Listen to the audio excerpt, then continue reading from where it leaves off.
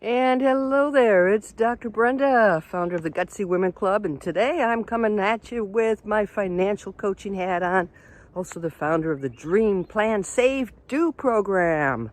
So hey, please subscribe below. I am at my new park and I'm walking towards a shipwreck. So this is going to be a good time to say hello and tell you what our topic of the day is. Our topic of the day is FIRE, FIRE, financial independence, retire early. So a lot of folks just shortened it to FI, financial independence.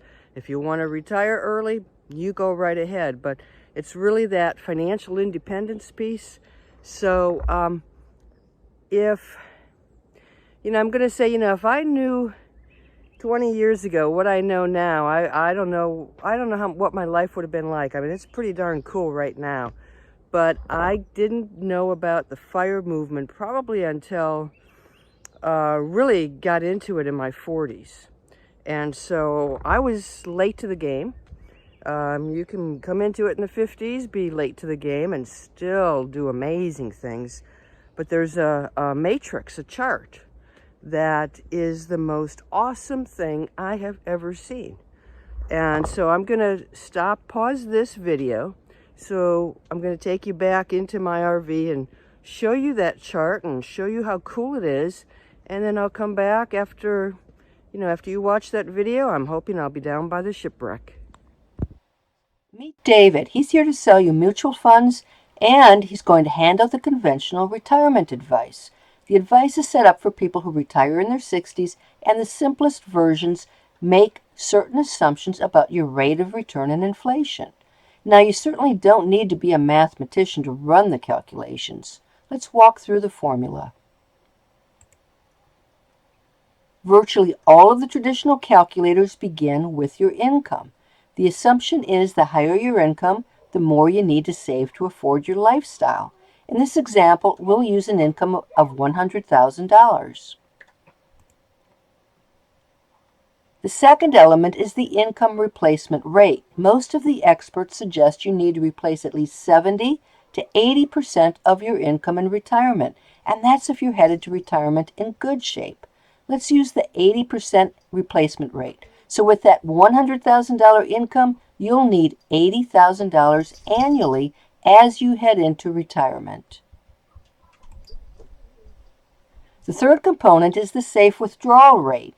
How much money can you take out of your retirement account each year without running out of money? Most experts use a figure of 4% to start with, but some warn that you could run out of money, especially if the economy doesn't do well. So some use a conservative rate of 3%. Now we just use some reverse math. If you need $80,000, multiply that by 25. That's the 4% withdrawal rate. Then you need to accumulate $2 million. If you want to play it on the safe side, you can use that 3% withdrawal rate. In that case, you have to save over $2.6 million. So now that you have the basics, you're probably feeling a bit discouraged. Let me give you a real-life example. Let's introduce Belinda. She's your overworked friend who puts up with a dysfunctional workplace. I'm going to use this dial to show you scenarios. We'll give Belinda a starting salary of $50,000. The experts would say she needs to replace at least 80% of that salary in retirement. That's $40,000 per year. Using the 4% withdrawal rate, let's multiply the $40,000 by 25. And that gives us an estimate that she's going to need about $1 million. Over time, Belinda builds her income up to $75,000. So when we turn the dial to that income level, you can see that she's now going to have to stash away $1.5 million. Finally, let's say Belinda gets a new job with a bigger salary. She hits that $100,000 mark. Now how much does she need? Using the same logic, she needs $2 million. And the experts would tell her that she's going to have to save even more if she plans to escape the cubicle before she collects Social Security. Now let's look at the range.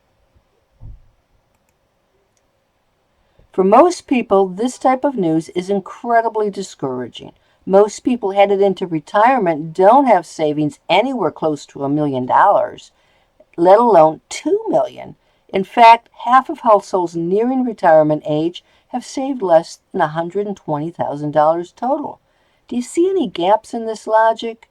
Let's say Belinda is a member of the Dream Plan Save Do program. She knows all about lifestyle creep. What if her income grows, but she keeps her expenses in line with her goals? Does she really need $2 million to escape? At least one financial expert acknowledges that conventional financial planning is asking the wrong questions, using the wrong methods, and is wholly unable to provide appropriate financial advice. Here's the truth. Your income has nothing to do with how much you need in retirement. You heard me right. Your income simply doesn't matter. You see, the calculators use your income as a proxy for your lifestyle and your expenses. So if your income is $100,000, then you'll need a whole lot more than your coworker who makes $75,000. And for a good chunk of people, that logic works because they've fallen prey to lifestyle creep. The more you earn, the more you spend. But these assumptions don't work if you live below your means. Here's David again. Belinda doesn't buy into his theories and calculations. She says, this has nothing to do with my values and my lifestyle choices. Here's my philosophy. Belinda doesn't have a lot of needs, and she puts most of her raises into retirement and investments. It's become almost a game for her. Even though her income is $100,000, her lifestyle costs are maybe $50,000. So why would she suddenly need to replace 80% of her income or $80,000 when she doesn't live off that much now? The calculators are based on the dichotomy that just doesn't work in today's world. It assumes that once you leave the workforce, you stop working and you don't have any income at all. You don't earn a single dime. For a lot of people, that's just not the way it works. Even people who don't opt for another job often have investments that create steady income. So in Belinda's case, she has rental properties that throw off income every single month. Belinda puts flexibility into her withdrawal plan. And in real life, people are flexible. That's especially true of early retirees. They've achieved that status through discipline. There are strategies that are well documented and will preserve your assets if the economy tanks and your return on investments is weak. You just take less out. If things are going better, take out a bit more. The 3% and 4% rules shouldn't be set in stone. The calculators don't account for flexibility in how you actually withdraw the funds.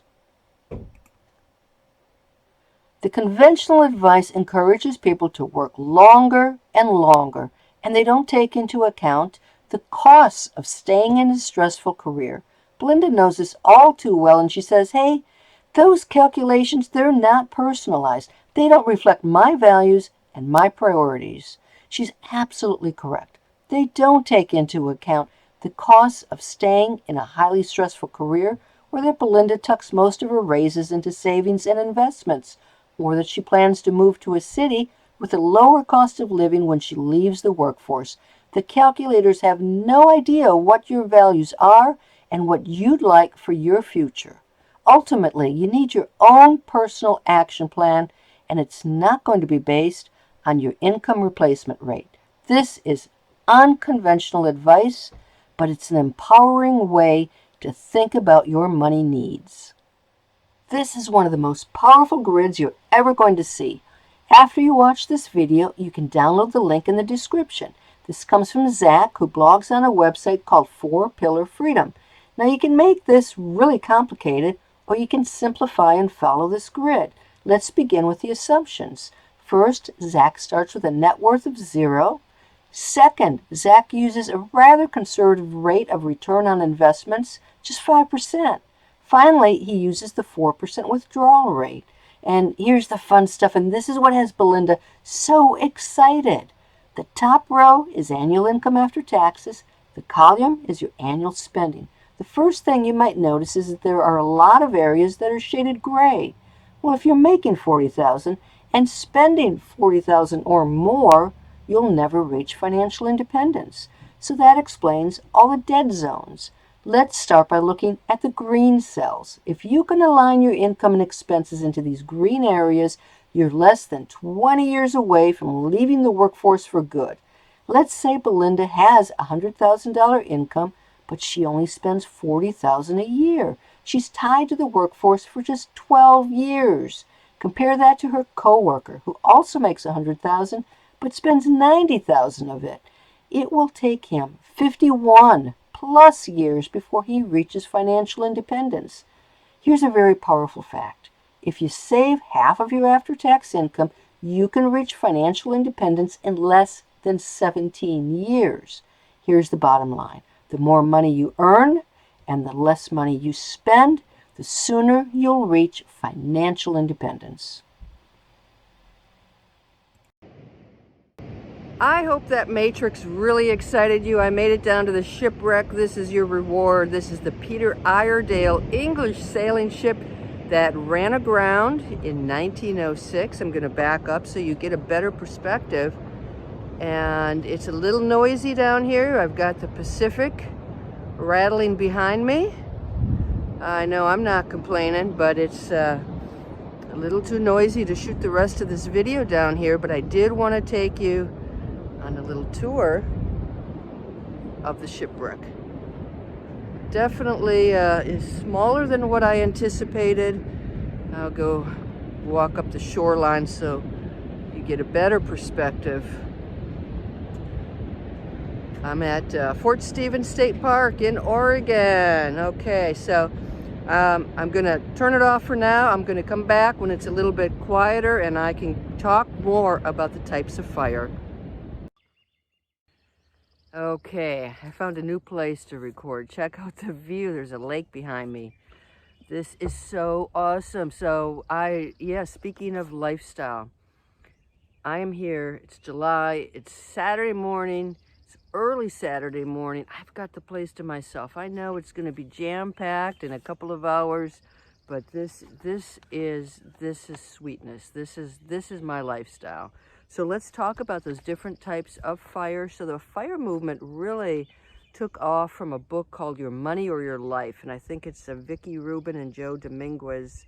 And I'm going to add a link. It's going to be my Amazon affiliate link to that book. But that was sort of the thing that launched it. And the idea is that we're talking about your money or your life. How many more days do you put in at the office, especially if you're not real happy at the office anyway? How many more of those days do you put in to get your life back? And there is that balance. So it's been you've got a lot of bloggers, a lot of folks out there now pursuing fire, mostly FI, because the RE part tends to be a myth. The people who are really ambitious and going after financial independence, they oftentimes tend to have multiple streams of income, and those streams of income don't end when they retire. So the whole idea of retirement needs to be switched around. It's not like you're turning things off. It's just that you're doing what you want to do. I'm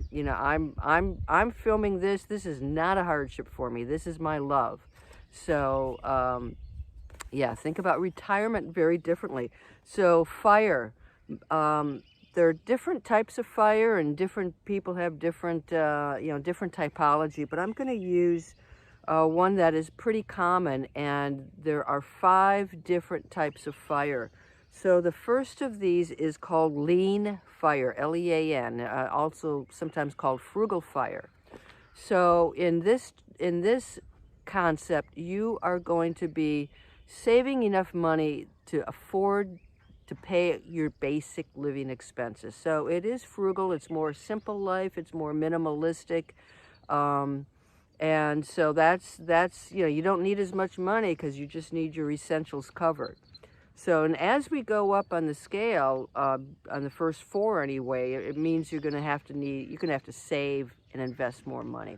Second one is regular fire. So This is going to, you don't have to downsize, you don't have to do anything drastic. You can maintain your current style, your current living style. So that's regular fire.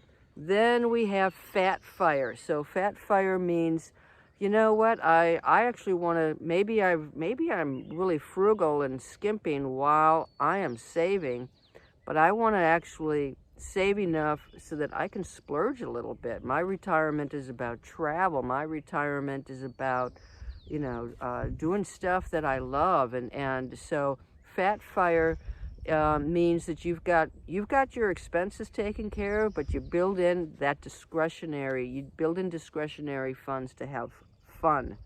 Barista fire. Now this is becoming more and more common. Biggest challenge, I'm going to tell you right now, biggest challenge is, well, not only your health, but access to affordable health care. If you're in the United States, especially, you are, the older you get, you don't have Medicare yet.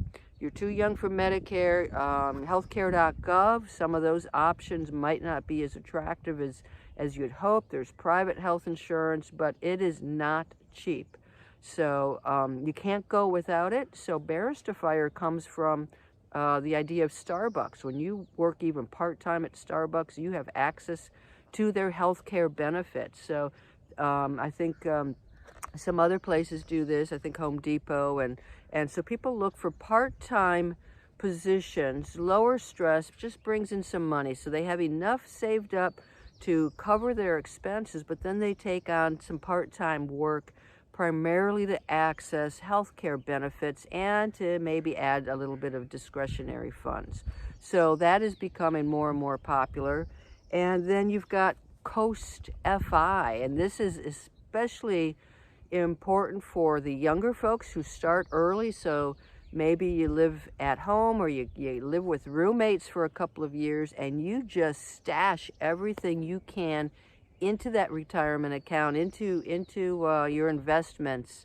You live very cheaply, you stash it up, because the biggest thing in your favor is time and compound interest. So hey, that's a whole nother lesson. So the idea is, okay, so for me, I'd read a book once. It said, get to $100,000 in your retirement account as fast as you can. Just do it. It's a race. Get there as fast as you can, because then you're going to start seeing compound interest. You're going to start to see it go up. Yeah, I mean, yes, it does go down, but you're going to see it increase exponentially. So you could stop contributing to your retirement account, say, when you're 30, because you know it's plenty enough to get you to where you want to be when you're 60. And then you can start investing in other pots of money. So that's Coast FI. In reality, how does it work? There's so much flexibility. There's so much personal priorities. There's so much having to do with lifestyle. It is so much less about income and so much more about managing your expenses, but also prioritizing those expenses. And I'm going to say this, I think, in almost every video. It's about prioritizing. So for me, I like to talk about financial freedom, which I think of differently than financial independence. So to me, financial freedom is more that FU money. You know what I'm talking about? It's that pot of money, like, I might just blow up at the office. I might just say, to hell with it all. I'm shucking it. Off we go. And so I would say, when my career ended, I had FU money. Absolutely. I was not financially independent. And I also, for me, the house was a big asset. So I talk about, how I traded in the house to buy an RV and live this lifestyle. It was really thinking about my lifestyle. What did I want? This is what I want. And then financial freedom allowed me to switch gears. It gave me several years to become a financial coach, to become an entrepreneur, to create the Gutsy Women Club, to do things that I love to do, to write books, to design t-shirts. Whatever I want to do, I can do it. They don't all make me money. The whole goal is not always to make a lot of money, and some make me little pieces of money. It all varies. But it is a risk, set up my own financial coaching business. But I'm doing what I love to do, and I'm able to be in incredible places and meet people. And so at this point now, 3+ years after my career ended, I would feel more comfortable saying, you know what, I think I could be at that FI level. I mean, I know kind of what my number is. It depends on whether I want to go back and live in a house and what kind of house I want to live in. But for now, this lifestyle suits me perfectly. I'm loving it. And you can become financially independent. And I hope, if you feel it's too late for you, you can really, and I'm going to do a video sometime down the road on trying to catch up, because I do coach women in their late 50s, in their early 60s, who are like, oh my God, I've still got so much debt. What am I going to do? There are things you can still do once you prioritize, get rid of that debt, propel your way towards at least a retirement that fits the life that you want for yourself. So if you've got kids, grandkids, get them into the whole FIRE movement. And it is about, if you are someone into a simpler life, FIRE becomes all that much more realistic. So that is the FIRE movement. Hey, please subscribe below. You have any questions, let me know. If you have your own version of FIRE, or you're in progress, you know exactly what you want to do, or you're already fired, I would love to hear from you. So hey, please add some information in the comments, and who knows, maybe we can touch base, and I can interview you about your concept of FIRE. All right, guys, take care. So long from the lake.